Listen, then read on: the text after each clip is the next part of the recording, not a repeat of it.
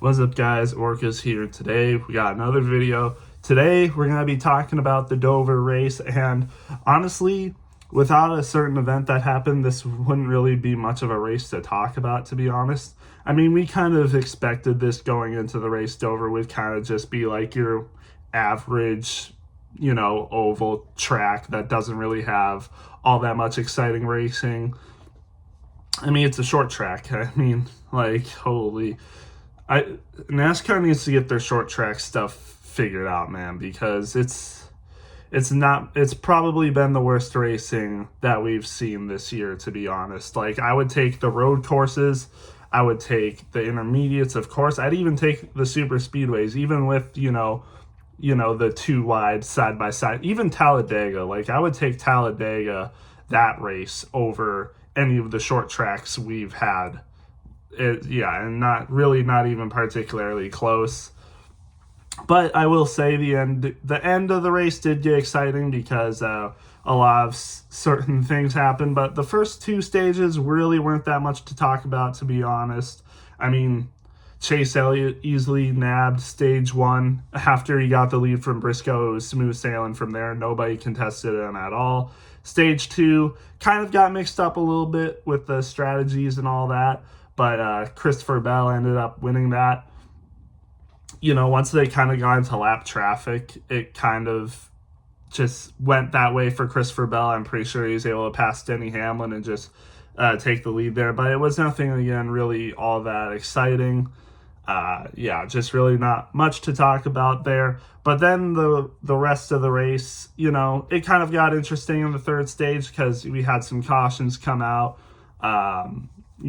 Then we, of course, had that rain delay, the red flag with 14 laps left. I'm actually kind of surprised they let it go green, but, I'm actually kind of not surprised. It definitely helped. It definitely helped the race, I think. If they ended the race there with 14 laps left, it wouldn't have been as good of a race for sure. So them going green, them actually getting the jet dryers out and waiting, I can't remember how long it was. It might have been like an hour just to get 14 laps in.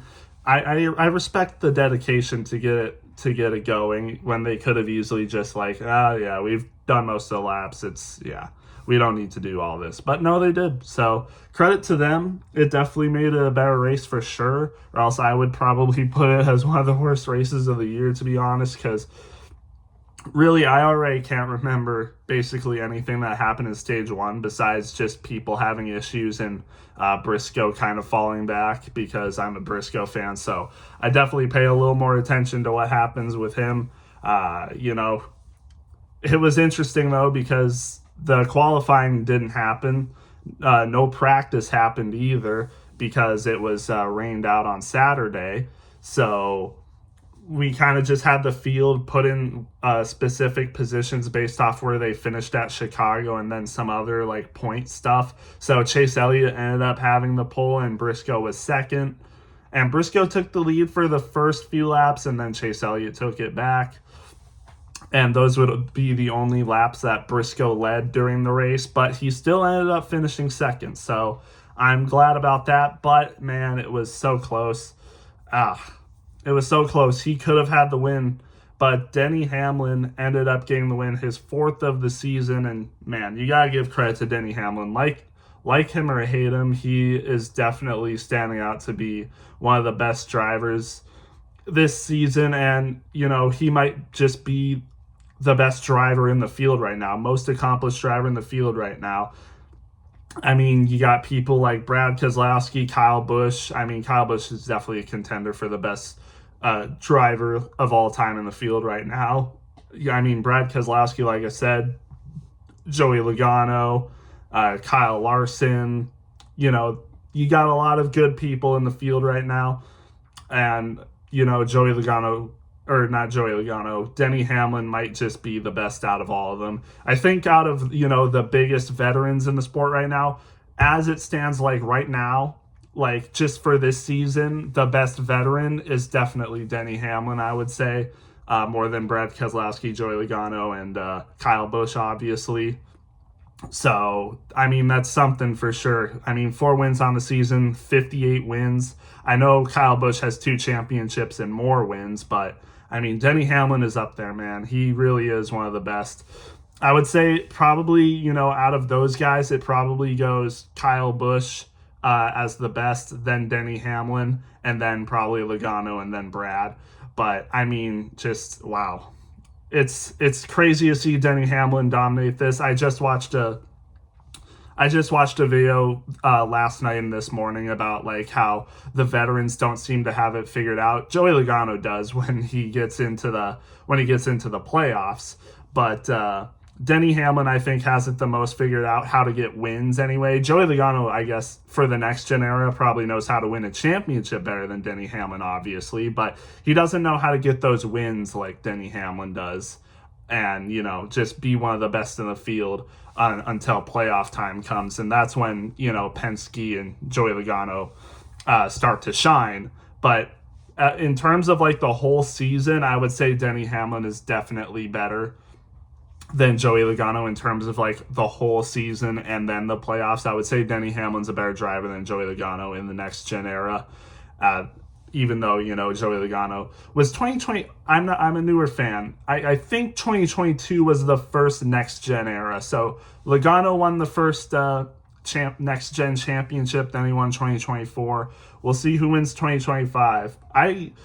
I don't know. I mean, I don't want to jinx it again and say that Penske, it doesn't seem like Penske really has it, but then they're going to go and do it in the playoffs again. I mean, this is their time of year where they kind of just slow down and don't really do much until the playoffs come. And once the playoffs do come, I bet you that both Logano and Blaney will be in the Elite Eight.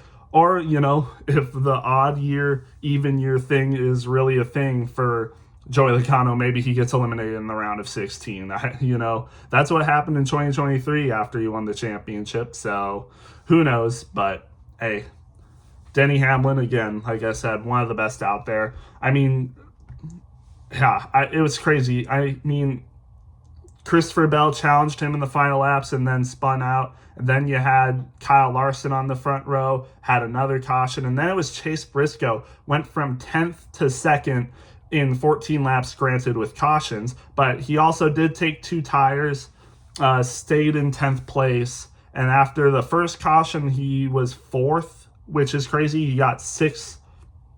He gained 6 spots in like less than 3 laps, I'm pretty sure.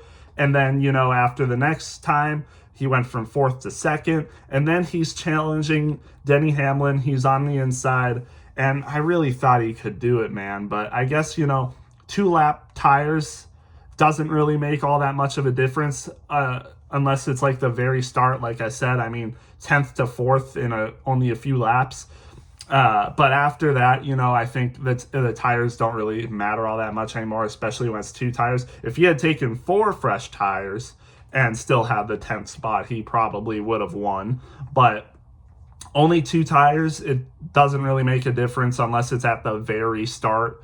And, we already had because we already completed the 14 laps. We were in overtime, and then Denny Hamlin wins in overtime. So it seemed like once, the quick laps were over on the 2 fresh tires for Chase Briscoe, it didn't really matter all that much. He was able to put up some of a fight, but the outside line was definitely better. If he had had the outside line, I think Chase Briscoe would have won.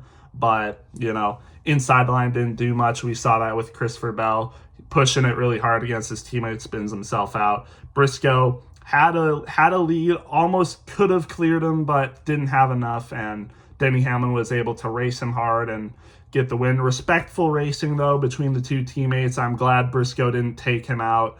I'm glad Denny Hamlin didn't make him do something that could have gotten Briscoe in trouble. Both clean, hard racing. I respect that. And, I'm definitely a little disappointed that Briscoe didn't win. But at the end of the day, I don't care. I don't care all that much. I do care. But I'm not as disappointed. I mean, Briscoe, I would definitely be disappointed if Briscoe didn't have a win. But he has a win. He's locked into the playoffs. So I'm fine. I'm fine with this. All I I just hope that he does good in the playoffs. Like, if he is able to get to the round of 8 in the playoffs, which I think he should, I would definitely be happy. And, I think there is a possibility that he gets into the championship 4. I mean, if he can, if he can do good in the round of 16, which I think he can do, if he can do good in the round of 12, which I definitely think he can do, if he can survive Talladega in the round of 8, I think he has a shot of getting to the championship 4. He's just got to be better than some of the best. I mean, we know Kyle Larson, he's going to turn it up in the playoffs. We know Christopher Bell, he'll turn it up. They're going to get wins. Even, people possibly like Chase Elliott, and William Byron, even the Penske people like Ryan Blaney, I could definitely see him getting a win. Maybe even Joey Logano. It's going to be tough, but I definitely think he can make the round of 8. Championship 4 is definitely a little bit more questionable, but we'll just have to wait and see. I mean, yeah. But again, like I said, I'm happy with Chase Briscoe. Hopefully he can get a couple more wins this season. Indianapolis next week, that should be a good track. I mean, Richmond, perhaps. Iowa, definitely, questionably, could do that. So, I mean, there's definitely more opportunities for Briscoe to get wins this year. That's definitely for sure. And then when comes playoff time, it's go time. So, obviously. But Denny Hamlin, like I said, great race. Had the fastest lap, matter of fact. So, good for him. And Chase Briscoe, like I said, another second place finish. Again, I don't want to, glaze Chase Briscoe too much because I want these videos to be like more unbiased of, NASCAR races. But Briscoe, I think, has definitely shown he belongs with JGR. I mean, I think I saw that this is his second place finish in 5 weeks. So, I mean, that's really good, man. That's really good. I can't remember if that was a true statement or if it was like 3 top 2 finishes, but still, either way, that's really good for Chase Briscoe. So I think he's definitely shown he belongs here. He's got the win. He's in the playoffs. He's definitely a round of 8 contender for sure. I think he definitely could make the round of 8. I would give him like probably above a 50% chance to make the round of 8 if I'm being honest. So I hope he can do it. So yeah, like I said, good stuff for Chase Briscoe, showing he definitely belongs here.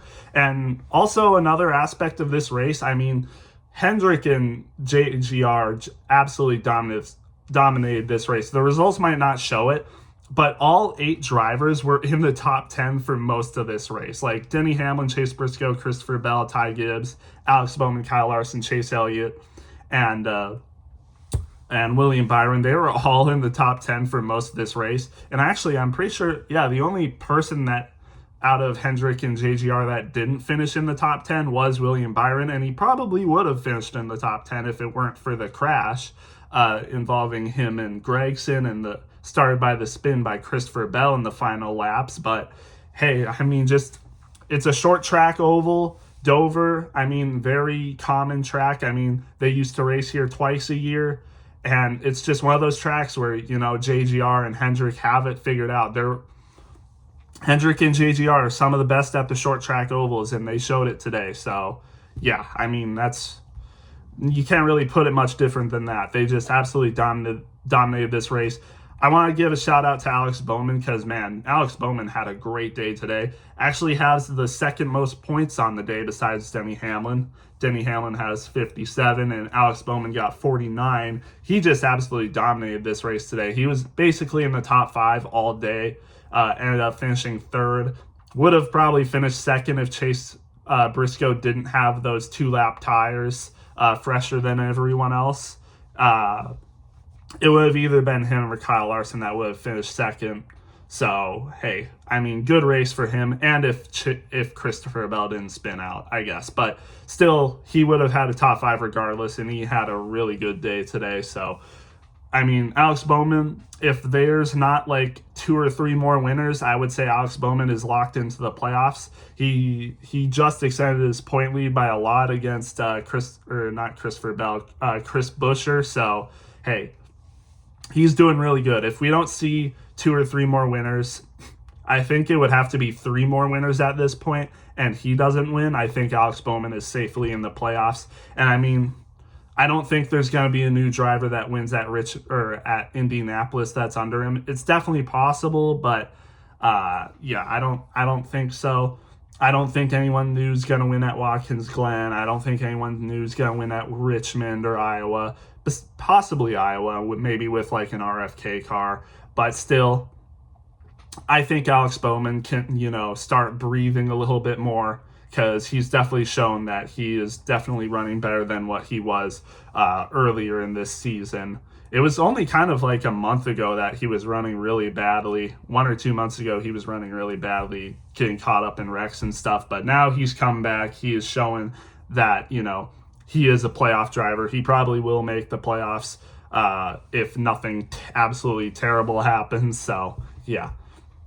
Good stuff for Alex Bowman. Kyle Larson, another good day for Kyle Larson. People were kind of harping on him a little bit, where's the speed, where's the wins, but he's been in the top 10. He's had top 10 finishes all this time, and, gets a 4th place finish now. Could have contended for the win, but I think Bowman was actually better than him today. So, good stuff for Bowman, I think he really was, besides maybe Chase Elliott, he was the best Hendrick car. Chase Elliott was really good today. He finished 6th.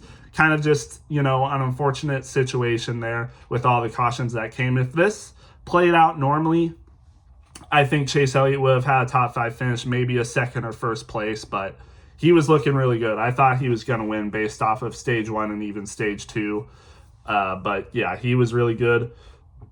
How about Ty Gibbs for a top 5 finish? Good job for Ty Gibbs. Chris Gabehart being kind of like the assistant crew chief, I think definitely has helped Ty Gibbs out. He had a rocky start to the season, but now he's slowly crept his way back up. Like he's doing really good. If I go to the standings right now, let's see where he is. Ty Gibbs is 16th in standings right now. He's in the top 20 for like playoff points for the playoff picture. Let's go to the playoff picture actually real quick. If you go to the playoff picture, he's 19th. Like Ty Gibbs, he's only 52 under the cut line. And, granted that probably is a lot for 5-6 more races left to go in the season. It's a lot, but it's doable. And, who knows what Ty Gibbs could do. Watkins Glen road course, perhaps. Short track, Iowa, perhaps, Richmond, perhaps, even possibly Indianapolis. He's in the in-season challenge finale against Ty Dillon. Maybe he'll actually, wake up and, possibly he do really well there. You never know. And imagine if Ty Gibbs wins at Indianapolis and wins the in-season tournament off of that. That would be crazy. But again, Ty Gibbs has shown he has the speed. He is running good. But it's just unfortunate that he had such a bad start to the season. Him and Tyler Allen didn't really click at the start, I guess. Tyler Allen was a new crew chief for a young Ty Gibbs. This is a young Ty Gibbs in his 3rd season. New crew chief, I think, could definitely be harder for a new guy, a relatively new guy in the Cup Series. Just look at Justin Haley right now. New crew chief, barely into the season, and he's not doing that good. Ty Gibbs, crew chief for the start of the season, not doing that good. So Chris Gabehart stepping in, I think, has definitely helped, and I definitely think he should stay close to Ty Gibbs next year as well if Ty Gibbs wants to continue to be good. And they're not going to let go of Ty Gibbs at JGR. That's just a fact. They're not going to do that to Joe Gibbs' grandson. So you might as well give him all the help he can get. So Ty Gibbs, 5th place finish, still, again, really good for him. This is what he should be doing. So, yeah. And then 7th, this is kind of, one that was, the top 10 kind of got really jumbled, especially after the 6th place spot at the end. Bubba Wallace, 7th place finish. He started in the 20th spot, slowly made his way up all day. Really good day for Bubba Wallace, and definitely got a little bit of a jump on his competition that's under him in the bubble. He has the last spot in the bubble for the playoffs right now, assuming no one new gets a win that's under him. So, this was a good day for him at a track like Dover. Bubba Wallace, I don't really know if he has much of an identity, like what tracks he's really good at. He can be pretty good at super speedways. He can run good at Darlington. He's been good at Kansas. I would say, it seems,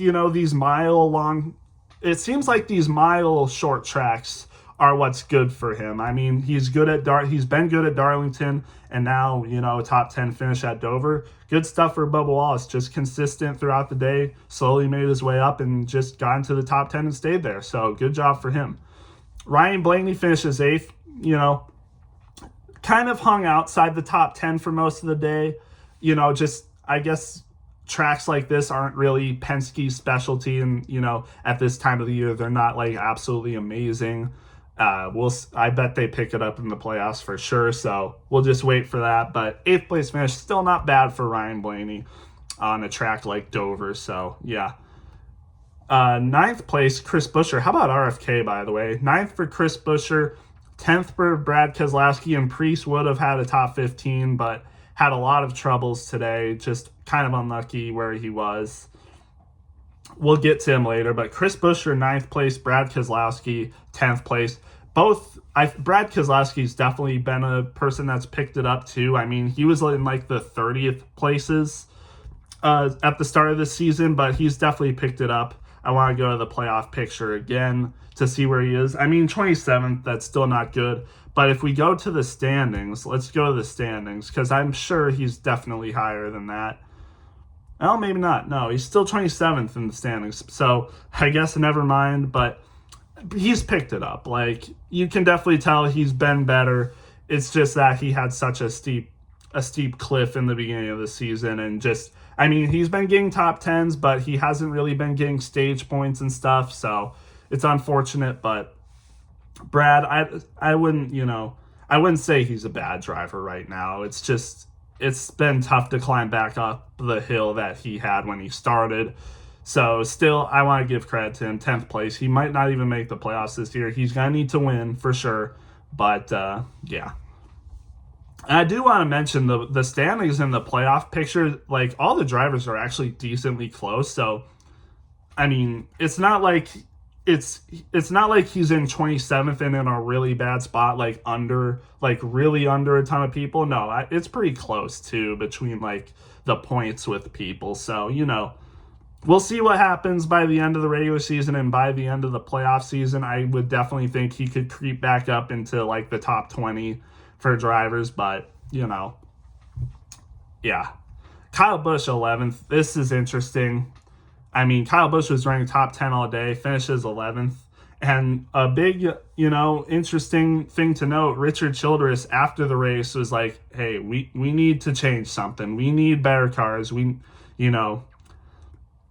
It's do or die for RCR right now. I mean, still, both drivers in the top 15, not bad, but I mean, they need to do something for sure. I mean, it's possible that both drivers don't make the playoffs again. Like, Kyle Busch didn't make the playoffs last year. Austin Dillon possibly could have made the playoffs last year with the win, but got taken away after his aggressive driving he did to get the win.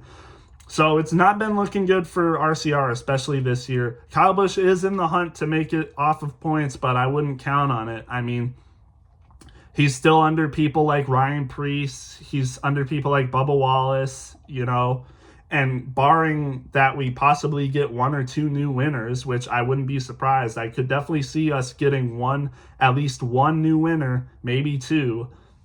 And it might not be Kyle Busch. So he's got to do something. They got to do something there at RCR. Because if they continue to race like this, I don't think, they'd want to be there much longer, It's do or die. They need to improve. 12th for Tyler Reddick. I haven't mentioned the in-season tournament much, but 12th for Tyler Reddick, 5th for Ty Gibbs. Probably haven't really mentioned it because we haven't gotten to the drivers really, but Ty Gibbs advances over Tyler Reddick. Tyler Reddick, 12th place. It was pretty close for most of the race, though. So, I mean, Tyler Reddick, 12th place, not terrible, but it was looking like he could win and make it, but Ty Gibbs ends up getting it over him, makes it to the championship for Indy. Michael McDowell, solid top 15 for Aspire driver at a mile short track, so good for him. Solid. 14th for Joey Logano. I mean, again, Penske not doing much right now. Joey Logano still top 15th, but you would expect Penske to be running top 10. Austin Dillon, like I said, 15th. Excuse me. And Austin Cindric 16th, so good for him. 17th for Justin Haley, actually pretty good. Decent finish for him. Christopher Bell, like I said, great driver today. Just ends up, spinning out the end. He actually spun out twice going for the lead. And, unfortunate, but I think he can, pick his head up knowing he had a good day today and just didn't go in his favor. Ryan Preece, like I said, 19th. I'm pretty sure the plus minus for the bubble spot is between him and Bubba Wallace, and now he is minus 16. He went from -3 to minus 16 for Bubba Wallace, which isn't terrible, but he's going to need to have better races than Bubba Wallace going forward because he cannot afford Bubba Wallace to continue to have better races like this over him. Because if he does, I mean, that gap is going to get bigger and bigger. So he's going to have to pick it up next week, maybe get some points back on him, but we'll just see. And now for the final spot in the in-season tournament, Ty Dillon finishes 20th, and John Hunter Nemechek finishes 21st. John Hunter Nemechek was the first person a lap down, and Ty Dillon was the last person on the lead lap. Finishes top 20. I mean, give Ty Dillon some credit. Top 20 on a short track oval for Kaulig racing in general is actually pretty good. Ends up finishing the last person on the lead lap and gets the final spot in the in-season tournament over John Hunter Nemechek, one position lower than him. Granted, he was a lap down, but still, if they had another overtime, if there was another caution for another overtime, they both would have been on the lead lap, and that would have been something. But Ty Dillon ends up finishing 20th over John Hunter Nemechek, gets the final spot. It's Ty Dillon versus Ty Gibbs for the finale in the in-season tournament. I gotta say, I've been quite thrilled by the in-season tournament. I've had fun with it. I wonder if anyone for the memes had the Ty guys in the championship. I wonder if anyone actually did that. Ty Gibbs versus Ty Dillon. I wonder if anyone actually did that for their bracket.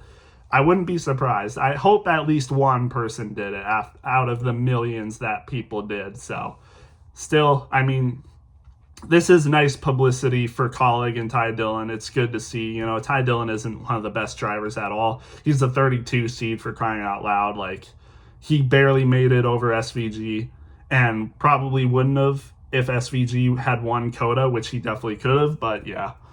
And this is a long video, so I'm not going to really mention all these other people. Let's go to the people that didn't finish. William Byron and Noah Gragson got caught up in one of the late wrecks. Hard hit for Noah Gragson, and then William Byron hit the wall kind of hard. Not too bad, though. I hope Noah Gragson's okay. He was having a good day. Both these two drivers were having a good day. Noah Gragson and William Byron, they were running top 10 at the end and then just got caught up in that. I mean, Noah Gragson's had just a terrible year. And I just looked at someone that highlighted his season. You'd be surprised about how many times, Noah Gragson has gotten screwed and caught up in wrecks. We know he's not good at road courses, but all the other tracks, like, he's really kind of gotten unlucky. Like, he's been running top 15 for a lot of the races and just gets caught up in something. And yeah, it's hard for Noah Gragson. Just an unlucky year. Hopefully he can bounce back next year. I hope he can. It's just been not a great year for front row in general. So, yeah. Then you got Ross Chastain, 33rd. He got into the wall. I don't know what happened with him. It was something with his tire, I think, and spun out. Ended up being terminal, I guess. 34th for JJ Yeley, unfortunately. It looked like he was running pretty decent, and then, it's just these cars have problems, Open Team, NY Racing, not amazing equipment, so yeah. Carson Hocevar finishes 35th. From what I heard, he was making his way up and then just had problems, unfortunate. Spire, man, they got to figure their equipment out, because it seems like something like this happens every week. Cody Ware, 36, probably mechanical issues. And then Allmendinger had issues. He was running top 10 at the start of this race and unfortunately had problems. I mean, just tough luck for AJ. I mean, he's been good this year. Not been amazing at the road courses like you would think, but at other tracks he's actually been pretty good. So unfortunate to see this after he had a good start to the race. But yeah, that's Dover. Again, another 30-minute video. Jeez, I mean, I guess I just have a lot to talk about. But hey, good race. Or I mean, it was an okay race overall. I mean, like, not a good, I wouldn't say it was a good race. It was an okay race. So I'd probably give it like a C something, probably like maybe under a 7 out of 10, maybe probably just around a 7 out of 10. So not an amazing race, but hey, it's a short track oval. Dover already is not, known for amazing racing. So yeah. Hey, that's what I thought about the race at Dover. We got Indianapolis next week. Should be really exciting. So yeah, let me know what you guys thought, and we'll see you in the next one.